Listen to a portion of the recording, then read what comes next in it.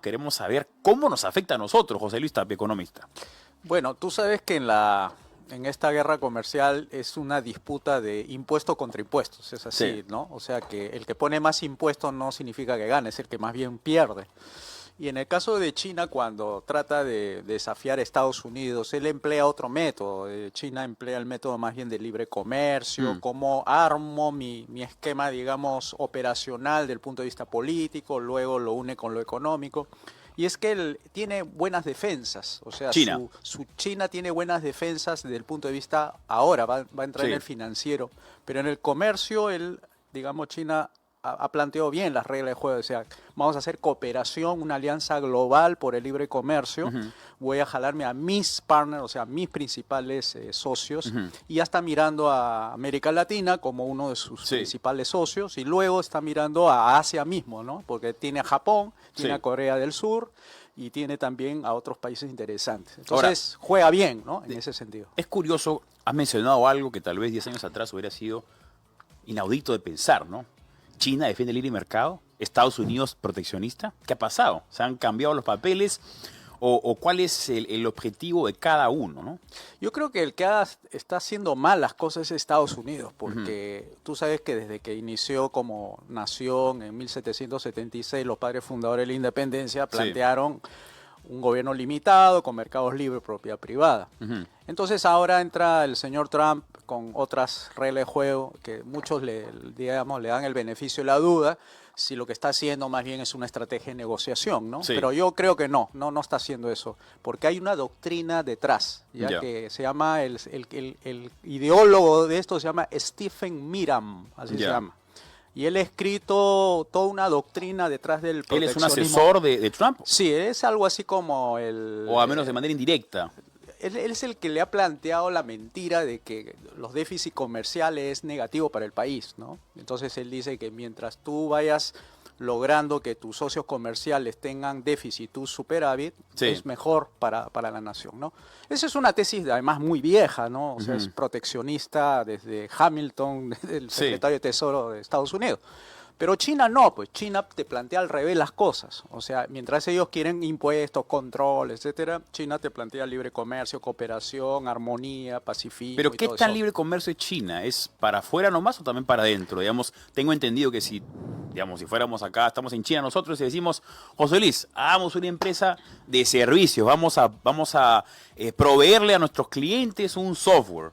Tenemos que pasar por un proceso bien riguroso con el gobierno chino e incluso si lo pasamos, el Partido Comunista va a decir perfecto, pero no son dos, sino son José Luis, Pancho y Xi Jinping o el peón de Xi Jinping que tiene que también estar en el directorio.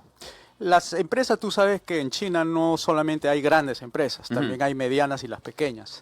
Si tú me hablas de ese tipo de empresas que pasan por el control, son las grandes, definitivamente. Esas son las que facturan 1.000 millones para adelante. Ahí sí tienen que tener en su directorio. Ahí sí tiene que necesariamente entrar el partido, porque ellos lo ven un punto de vista estratégico o geoestratégico, de dónde va a colocar las inversiones, porque tú sabes que sobre eso se maneja mucho las operaciones de influencia política.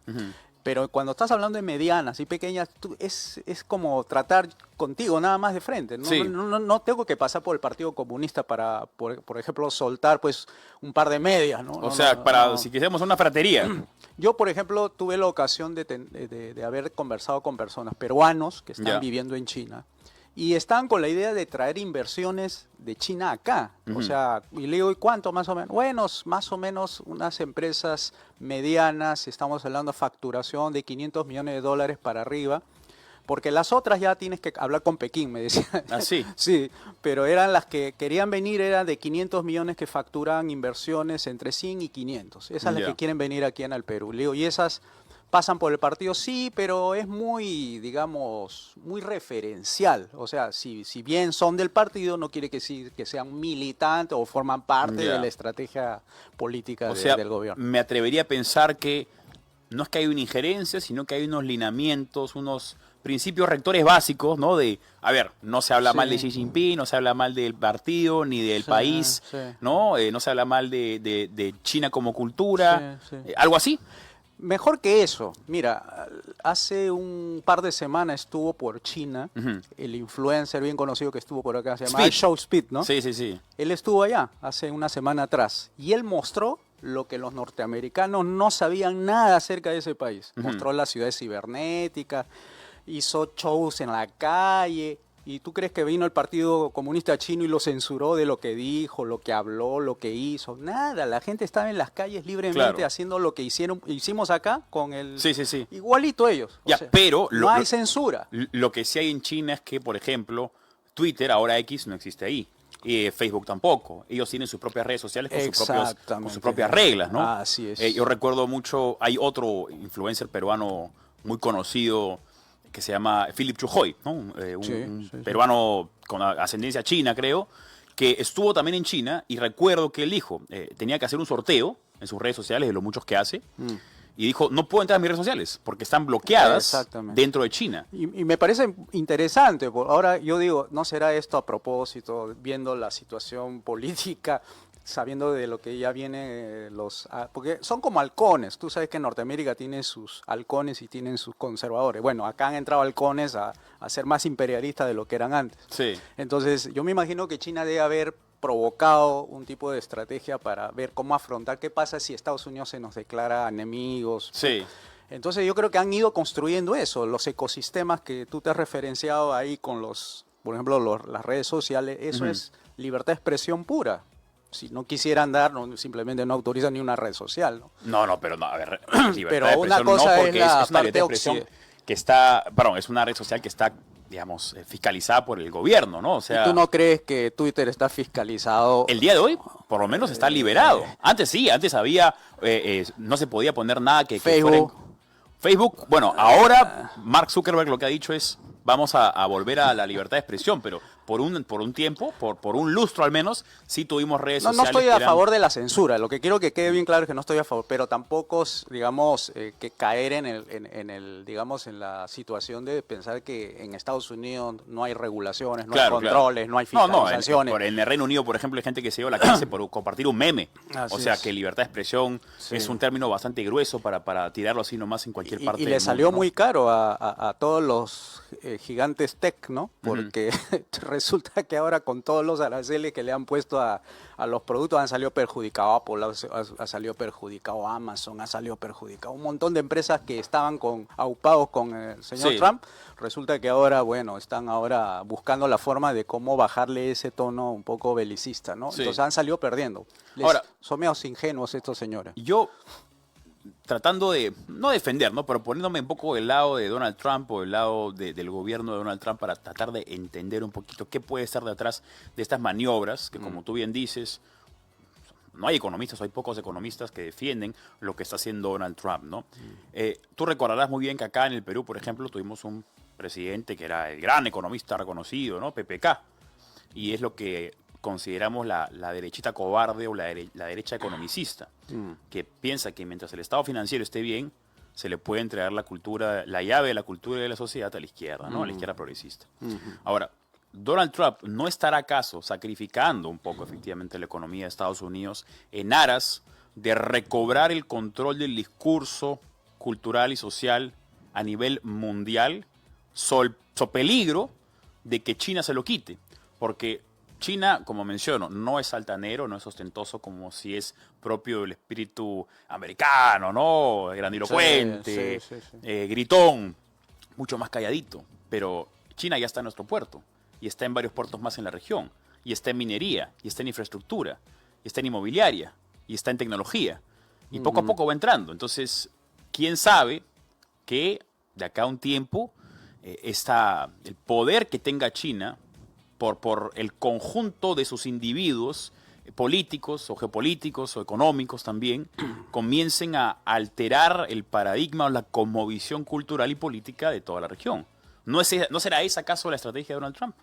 Me hace recordar ahí a un libro bien conocido de liderazgo de Henry Kissinger, que él fue uno de los primeros que habló con un líder chino, no recuerdo si se llama Ilan Shou o algo así, para entender un poco cuál debería ser las relaciones de Estados Unidos con China, ¿no? Entonces, él concluyó que la mejor forma era cooperación, a nivel global. Ujú. Y no está haciendo justamente Trump eso. O sea que creo que se está dejando mal llevar. Porque para hacer imperio, lo que quiere él hacer el MAGA, ese tema, Ujú. no es que tienes la única opción como poniendo aranceles, poniéndote bravucón sobre la mesa. Por ejemplo, ¿qué hubiera hecho un presidente liberal? Presidente liberal clásico, un tipo así, Ronald Reagan. Ya. Bueno, hago un hemisferio, una convocatoria global, hablemos sobre libre comercio, desmontemos los aranceles de forma cooperativa, como algo así pareció a APEC. Ya. APEC tiene esa tonalidad de bajar aranceles, de hacer que las restricciones sean cada vez menores, porque se entiende que nos han enseñado todos los economistas y un consenso general que el libre comercio genera bienestar. Claro. Entonces, el estilo del señor Trump es un estilo porque tiene, según los patólogos norteamericanos, los que estudian un poco los perfiles, Sí. dice que él es megalómano, o sea, Ujú. tiene una patología, digamos, personal. Entonces, si fuese un político, digamos, de esos que estamos hablando, pues Thomas Jefferson o Ronald Reagan, Margaret Thatcher, estuviera convocando a una cumbre global sobre libre comercio y traería a China, traería, ¿no? El que pone primero la iniciativa, ese es el líder. Si él quiere lograr eso, ser el líder mundial, pudo haber escogido ese camino, pero mal asesorado, pone a todos en una situación de defensiva, de todos contra todos. Tú eres amigo de Estados Unidos, si no eres amigo te pongo aranceles, o sea, es una locura de estar pensando ahora esto del proteccionismo comercial. Tú sabes que se está acomodando también, hay otra doctrina del industrialismo. O sea, es peor todavía porque dicen la única manera de ser industriales es poniendo aranceles, que eso es años 70. Velasco. Velasco. prácticamente. Sí, pues. Entonces alimenta el nacionalismo, alimenta el belicismo, crea condiciones para ya hablar, no estaremos en una tercera guerra mundial. Ujú. O sea, imagínate cómo vas a lograr que un país sea más pacífico, coopere con sus otros partners, etcétera, si ya estás poniendo tú sobre la mesa un golpe, ¿no? Porque el golpe es, te pongo aranceles o vienes acá a negociar. Sí. Y él viene, pues dice, yo tengo la gran alegría de que ya están viniendo los países a tocarnos la puerta para hablar del tema de los aranceles como si fuera un gran logro Sí. hacer eso, ¿no? Entonces está mal enfocado. Yo creí que pues, si pudiera haber logrado, no hizo el primer gobierno bien, por lo menos el segundo iba a hacer lo que su libro que lo había escrito con Kiyosaki sobre por qué estamos a favor del libre comercio. Pensaba que eso iba a ser, ¿no? Pero de repente tiene su lado positivo. Sí. Por ejemplo, esa agenda antiprogresista está Claro. muy bien. Y esa gente antiprogresista es la que lo mantiene todavía a flote, ¿no? Porque Exacto. lo que se ve mucho en Estados Unidos es que a pesar de que hay gente que puede reconocer efectivamente lo que está haciendo Donald Trump es contrario a lo que yo creo a nivel económico, como él es enemigo de los progres y de los woke, lo voy a defender a capa y espada hasta el final. Ahora, esa es la base de Donald Trump, ¿no? Que tiene una base sólida, y luego hay una base del Partido Demócrata que también tiene una base sólida, pero en el medio hay un conjunto de personas que no son ni de izquierda ni de derecha, que no son ni tan progres ni tan antiprogres, pero que están un poco ahí a la deriva, y son ellos finalmente los que tienen el voto dirimente. Estados Unidos, a diferencia del Perú, ellos tienen una renovación de el poder legislativo. En 2 años, menos de 2 años ya, van a ser las elecciones, lo que se conocen los midterms, los términos medios, ¿no? O el medio tiempo, por así decirlo, donde se elige nuevamente a los diputados y se elige a 1/3 de los senadores. Donald Trump, por más que sea, como tú dices, megalómano, tenga estos aires de grandeza, ¿no? El bravucón. Yo verdaderamente no creo que sea una persona tonta y tampoco no creo que no sepa juntarse de personas que sepan suplirlo a él en aquello donde no prevalece su dominio o donde no son sus áreas de mayor expertise. Entonces, él tiene que tomar estas medidas sabiendo que en 2 años tiene que volver a ganar, porque si no gana en 2 años, se acabó su gobierno. Todo lo que él plantee será rechazado inmediatamente en la Cámara Baja o subsecuentemente en la Cámara Alta, que es la Cámara de Senadores. Entonces, algo tiene que saber, alguna estrategia, alguna bajo la manga tiene que haber, o que no estamos viendo, que no queremos ver. ¿Cuál crees tú que es esa bajo la manga? O sea, ¿cuál podría ser el escenario ideal, ¿no? A ver, saquémonos un ratito el sombrero de economistas y pensemos, ¿no? ¿Qué cosa podría pasar, según Trump, para que en menos de 2 años haya suficientes cambios positivos en Estados Unidos como para que el país estadounidense no castigue a los republicanos en las elecciones y que nuevamente le entregue la Cámara Baja y la Cámara Alta? Bueno, tiene que hacer lo que hemos dicho hace un momento, o sea, ¿por qué vas a poner nerviosas a los mercados? Si lo primero que hizo poner los aranceles hizo caer la bolsa, hizo desconfiar a los inversionistas, retiran capitales de Estados Unidos por efecto de estas medidas. Entonces, si tú estás viendo que tus hechos están haciendo todo lo contrario a lo que tú estás haciendo, tú deberías enmendar el error. O sea, no puedes estar manteniendo una situación crítica de alta tensión comercial sobre la base de que yo soy Trump y uno tiene que anteponer, ahí viene un poco la retórica, anteponer los intereses personales por los intereses del país y andar por otra vía. Por ejemplo, yo recuerdo que en el primer gobierno él se convocó a gente del Cato Institute, del Heritage Foundation, Sí. que eran conservadores y liberales, para que fueran secretario del Tesoro, secretario de Educación, secretario de Trabajo, etcétera. Pero pasaron las entrevistas con ellos y simplemente no los contrató. O sea, pero yo dije, si se contrataba a estas personas, hacía el Reaganomics así, pero a full, ¿no? O sea, Sí. más de lo que hizo el mismo Reagan, ¿no? Entonces, yo creo que es un tema, como digo, de tipo personal. No sé si los que los rodea son aduladores, que Claro. a lo mejor puede estar llevándolo por ese camino, pero en los hechos tú estás viendo de que no es el mejor escenario si tú quieres poner tranquilidad, calma, paz, cooperación, seguridad. No estás yendo por ese camino, él está optando por otro, pero tú me pones la situación. No es que eso será más bien una estrategia. Algo, o sea, Eso es algo que no sabemos. yo ¿no? quiero, Ni tú ni claro, yo. no sabemos quisiera, efectivamente, ¿no? Yo quisiera creer que fuese Quiero eso. creer que efectivamente, Sí. ¿no? Que en 15 días, ¡pum!, una sorpresa que no Eso, veíamos ¿no? venir, ¿no? ¿Cómo no vimos? Y Eso, vamos a recordar este bueno, momento, ¿no? Ojalá que fuera ¿Cómo así, no ¿no? vimos lo que Por pasó? supuesto, ¿no? Pero bueno, pues vamos a ver. Y ahora, Sí. lo que también es importante porque es siempre divertido y ilustrativo conversar desde el Perú acerca de lo que sucede en Estados Unidos, en el aspecto geopolítico del mundo, pero ¿cómo podría afectar las decisiones de Donald Trump o esta gresca geopolítica que hay entre Estados Unidos y China, entre Trump y Xi Jinping, al peruano promedio, ¿no? Porque Sí. mucha gente dice, ¿y a mí qué me importa lo que haga el pato Donald, ¿no? Citando lo que dijo Gustavo Petro. Puede afectar por el lado del comercio y por el lado financiero. En el comercio, los aranceles desaceleran un poco las exportaciones de aquí para los mercados como Estados Unidos, lo cual puede impactar en todas las personas que trabajan para empresas agroexportadoras, como arándano, maracuyá, cosas por el estilo. Porque trabajan directamente, entonces baja los envíos, baja los ingresos de las empresas y empezará seguramente a despedir empleados. Sí. Esas son las directas, digamos, respecto. En cuanto a la financiera, cuando los mercados se ponen nerviosos, entonces por lo general lo que hacen para atraer inversiones a Estados Unidos es levantar la tasa de interés. Pero cuando tú levantas las tasas de interés en Estados Unidos, le estás quitando capitales de aquí en el Perú, o sea que salen capitales para irse para allá. Ok. Y por el otro lado, al ser las tasas de interés altas, los bancos de aquí peruanos compran créditos de allá afuera para venderlo acá en los bancos peruanos, y en el crédito de consumo, crédito corporativo, también suben las tasas de interés. Entonces se vuelve caro importar, se vuelve caro comprar tecnología porque las tasas de interés de aquí en el Perú son altas. O sea, para endeudarte te sale caro pagar tasas de interés. Sí. Entonces, por ambos lados, por el comercio y por las finanzas, un peruano puede salir perjudicado, ¿no? Cosa contraria si fuera libre comercio, un gobierno limitado, sería distinto porque bajaría, más bien esa desconfianza, bajaría, habría más inversiones, vendrían los capitales en el país. Y entonces la situación cambia, ¿no? Porque ¿quién es el que invierte? Son personas que ven la situación difícil, no invierten, ven fácil, invierten, se abstienen. Por ejemplo, ahora se viene la cuestión preelectoral. Y el ministro está creyendo que vamos a crecer 4. Pero si la preelectoral asusta a cualquiera, empiezan a hacer demagogia y media y se empiezan a poner nerviosos a lo mejor convierto el sol en dólar y ahí te dispara el tipo de cambio, sale el BCR, compra, y entonces genera inflación y bueno, se hace un descalabro. Entonces, esa situación se puede calmar con libre comercio, con gobiernos limitados. O sea, un gobierno liberal, en otras palabras, ¿no? Sí.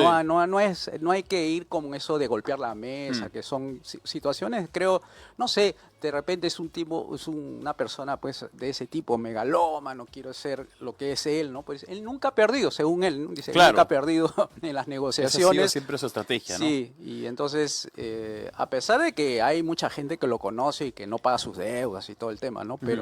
Pero eso es lo que tenemos y bueno, ante eso hay que enfrentarnos, sobre todo en la parte económica nosotros que tenemos que hacer muchas reformas Sí. económicas liberales aquí para adecuarnos a esa estrategia, no hacer lo que piensan, no hay que subir los aranceles, hay que replir. Eso sería una tontería aquí en el Perú, porque Perú no representa ni el 0.1% de las importaciones Claro. de Estados Unidos. Sí. O sea que ponernos bravucones, no, más bien hay que bajar costos, hay que bajar impuestos, hay que bajar una serie de cosas para que los productores peruanos, exportadores peruanos, puedan entrar a los mercados de manera más competitiva.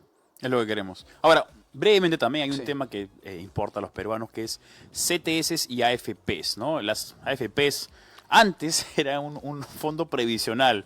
El día de hoy Sí. es una cuenta de ahorro. Ya se ha desvirtuado absolutamente el propósito de las AFPs, ¿no? ¿Cuál es el futuro de las AFPs? Bueno, van a tener que hacer algo, ellas, si quieren convencer al pueblo que ellos son la opción. Van a tener que hacer una reforma, pero radical. Yo no creo que con leyes se pueda lograr eso. O sea, obligar a la gente a que le descuente 13% para ponerlo en los fondos donde ellos quieren y encima son 4 nada más. Sino que tiene que abrirse ese mercado. Ese mercado, para eso tiene que haber muchas AFP, no 4 ya. Para eso Sí. ya es un oligopolio, ¿no? Además, hay que hacer reformas económicas para que los ingresos suban, porque el gran engaño aquí ha sido decirle a la gente que te ibas a ir con buenas pensiones. ¿Cómo te vas a ir con buenas pensiones cuando los aportes son poquitos Sí. sobre la base de tus ingresos que son poquitos? ¿Cómo vas a decir que con 50 descuentos de 50 soles mensuales vas a tener una pensión de 3.000, 4.000 soles mensuales? Claro. Eso en la vida no lo vas a encontrar nunca, ¿no? Entonces, para comenzar, debió haberse hecho primero reformas, o sea, mejor dicho, completar las reformas liberales de los 90, cosa que no lo hicieron, y luego se hace paralelo la reforma de las pensiones. Y abrir el mercado de las pensiones, no cerrarla como es ahora, ¿no? La ley del sistema previsional. Cuando tú pones sistema, ya es diseño. Y es Claro. diseño, es mercado diseñado, o sea, Claro. un mercado controlado. Entonces han engañado a la gente y eso se traduce en las grandes ganancias que tienen las AFP, mientras los fondos empiezan a bajar sus ganancias, ellos ganan un montón y ese tipo de injusticia la gente se ha dado cuenta. Y no Yo le conversaba, me acuerdo, hace más de un año con un economista también de corte liberal, libertario, y me decía, mira, yo estoy en contra de las AFPs. Y su punto no era tan ajeno a la realidad, ¿no? Digamos, tenía cierto sentido, porque me decía, Pancho, en el Perú cerca del 80% es informal. Ni uno de ellos, ni uno solo de ellos tiene AFPs. ¿Cómo sobreviven? Sí. ¿Cómo hacen? O sea, ¿Cómo era antes? claro, no. ¿Tú sabes cómo eran? ¿Cómo se hacían las previsiones antes? Lo hacían los sindicatos. Los sindicatos a los trabajadores le descontaban voluntariamente y formaban la caja previsional. Porque los sindicatos antiguamente tenían 3 funciones. Capacitaban, armaban bolsas de trabajo y armaban caja previsional. Y ellos eran los que, digamos, juntaban los fondos para asistir a las personas que ya Claro. dejaban de hacer. Pero en el espacio informal no hay descuentos en tu sueldo. Claro. Tú ganas lo que percibes y luego ya depende de cada persona la previsión que toma para futuro. Exacto. O mucha gente, en todo caso, cuenta con el trabajo de sus hijos, ¿no? Es una especie de ciclo de vida, ¿no? A mí, mis Eso era padres, antes. mis hijos me ayudaron a mí Así y era así antes. sucesivamente. Antes que los estados fueran ilimitados, grandes, paquidérmicos y encima corruptos, Sí. los hijos cuidaban de los padres hasta el final de sus vidas porque le alcanzaba el dinero. Pero Sí. conforme iba creciendo el Estado, iba quitando más impuestos, la capacidad económica de los hijos ya empezaba a descender. Así es. Entonces lo empezaban a decir, ya padre, tú ve cómo haces, cómo te arreglas con la situación. pues, pero ¿no? no podían sostenerlo al padre y entonces el padre tenía que vérselas pues. hasta los 70, 80 años. Más aún ahora donde en las poblaciones, sobre todo en los países más avanzados, la gente se casa menos, tiene menos hijos y bueno, ahí Eso está. es anticristiano. Anticristiano, efectivamente. Justamente cuando el Estado crece, está sustituyendo las leyes de Dios por las leyes del hombre cuando tú pones al Estado haciéndolo crecer, sustituyendo la parte del cuidado de los hijos a los padres, Exacto. haciendo de que el Estado cuida a través de la ONP o a través de estos mercantilismos de la AFP. Y ¿no? sustituye la pertenencia y la identidad que te da la familia con la que te da el Estado. Y justamente Exacto. de eso vamos a conversar con nuestro próximo invitado, Pepe Farfán, periodista, para hablar acerca de cómo es que el progresismo ha terminado de golpear a la sociedad, cuál es el futuro que nos espera como nación, como mundo, como galaxia, si quieres incluso. Muy bien, muchas gracias a nuestro invitado de esta mañana, primero de 2 invitados, José Luis Tapia, economista. José Luis, siempre un placer conversar Muchas contigo. gracias, Pancho. Una pequeña pausa y regresamos con Pepe Farfán.